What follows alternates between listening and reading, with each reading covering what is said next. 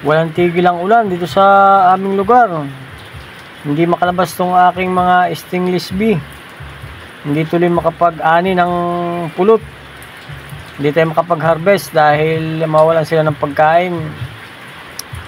Ngayon tag-init, pwede na tayong mag-harvest mga siguro June. Baka mahaba-haba ng init, makapag-harvest na tayo. Ito yung malapit na nating i-harvest dahil ito matagal na, kaya lamang ay walang tigil ang ulan. Hindi sila makapaglalabas, hindi makapanguha ng honey sa wild. Ayan, mga nakatambay lamang sila. Mabutit medyo tumilatila ang ulan, pero maya maya lalakas na naman ang ulan.